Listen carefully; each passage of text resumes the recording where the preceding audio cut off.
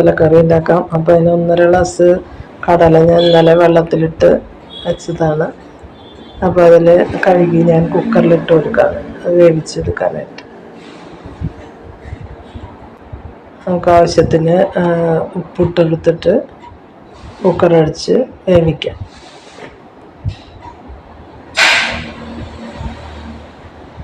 വെള്ളം ഒഴിച്ച് കൊടുക്കാം. മുങ്ങിയൊക്കെ കിടക്കണ പോലെ വെള്ളം ഒഴിച്ചിട്ടുണ്ട്. നമുക്കത് നന്നായി വേവിച്ചെടുക്കണം. അപ്പോൾ കടല വെന്ത് വന്നിട്ടുണ്ട്. നമുക്കിതിലേക്കൊരു വറുത്തരച്ചാണല്ലോ വയ്ക്കുന്നത്. അപ്പോൾ നമുക്ക് വറക്കാനുള്ള കാര്യങ്ങൾ നോക്കാം. വെളിച്ചെണ്ണ ഒഴിച്ചാൽ ഞാൻ ചുവന്നുള്ളിയും വെളുത്തുള്ളി ഇട്ട് കൊടുത്തിട്ടുണ്ട്. ചുവന്നുള്ളി ഒരു 3-4 ചുവന്നുള്ളി, ഒരു 2-3 വലിയ വെളുത്തുള്ളിയാണ്, ഒരു പച്ചമുളക് ഇട്ട് കൊടുത്തിട്ടുണ്ട്.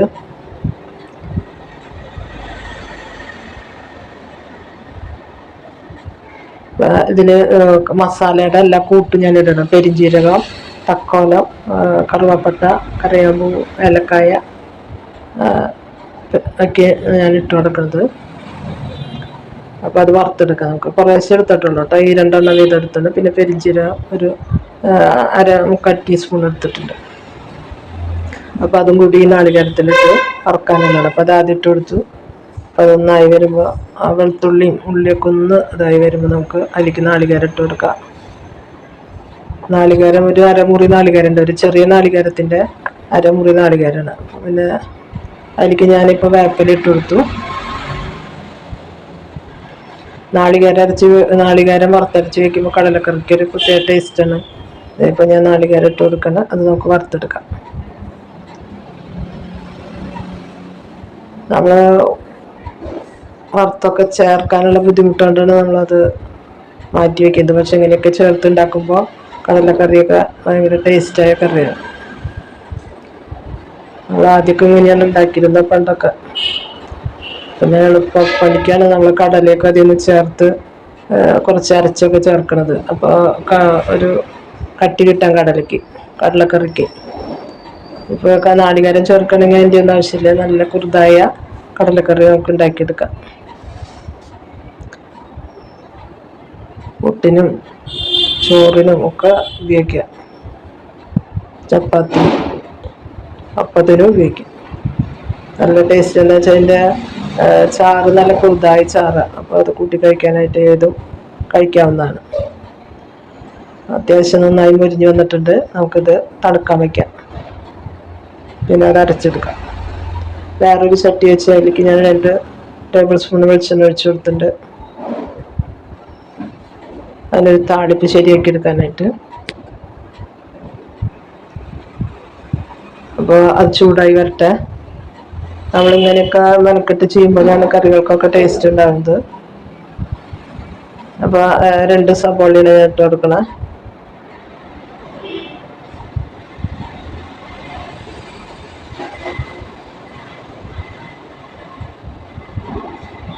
അപ്പോൾ അത് നന്നായി വഴന്ന് വരട്ടെ.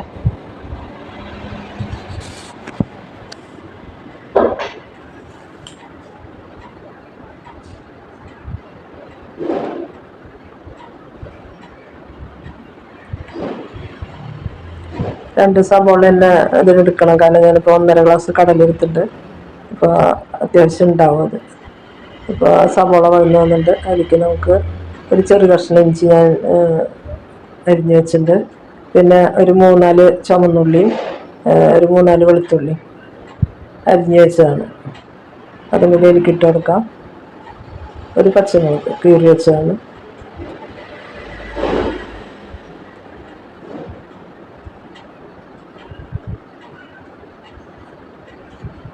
അത് നന്നായി പച്ചമുളക് പോണ വരെ നമ്മൾ ഇളക്കി കൊടുക്കാം.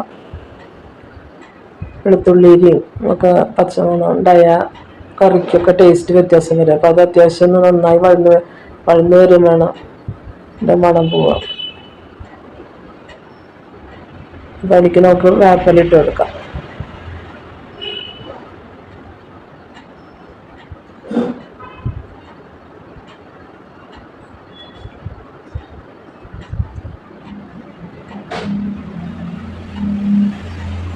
ഇനി അതായി ഒരു കരിക്ക് തക്കാളി ഇട്ട് കൊടുക്കാം.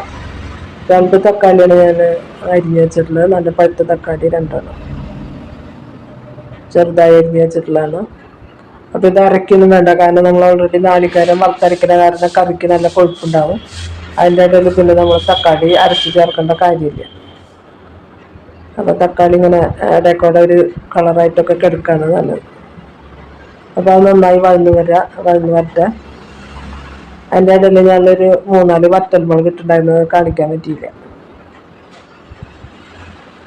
അപ്പോൾ അതും കൂടി മൊരിഞ്ഞ് വന്നിട്ട് ഇടുമ്പോഴാണ് അതിനൊരു ടേസ്റ്റ്.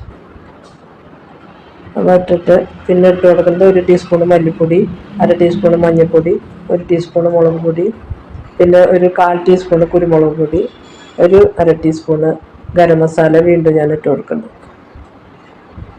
അതിപ്പോൾ നമുക്ക് ഒരുമിച്ച് ഇട്ട് കൊടുക്കാം. ഈ പൊടിയൊക്കെ നന്നായി പച്ചമണം പോണ വരെ ഇളക്കി കൊടുക്കണം, അല്ലെങ്കിൽ കറിയുടെ ടേസ്റ്റിന് തന്നെ വ്യത്യാസം വരും.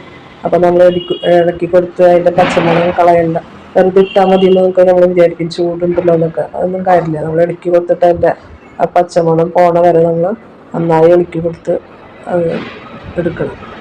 അല്ലെങ്കിൽ കറിയുടെയൊക്കെ ടേസ്റ്റ് ചെറിയ കാര്യങ്ങൾക്കാണ് വ്യത്യാസം വരും.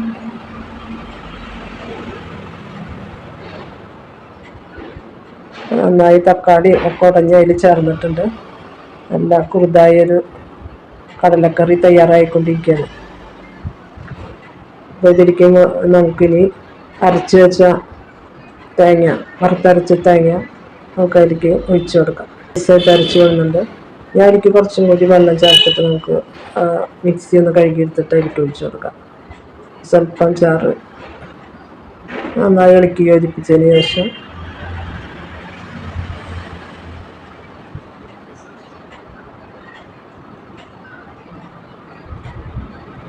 കടലക്കറി ഒഴിച്ചു കൊടുക്കാം. കടല നന്നായി വെന്തിരിക്കുന്ന കടലയാണ്.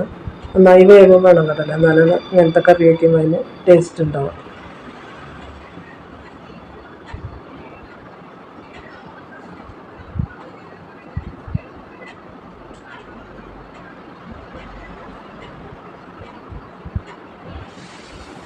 ഇപ്പം നമ്മൾ കടല വേവിക്കുമ്പോൾ ഇട്ട് കൊടുത്താണ്. ഇപ്പോൾ എങ്ങനെയുണ്ടെന്നൊക്കെ ഒന്ന് നോക്കാം. നമുക്ക് കടല ഉപ്പ് പാകമാണെന്ന് നോക്കാം. പാകമല്ല, ഒരു സ്വല്പം കുറവുണ്ട്. നമുക്ക് കുറച്ച് ഉപ്പ് അതിലേക്ക് ഇട്ട് കൊടുക്കാം.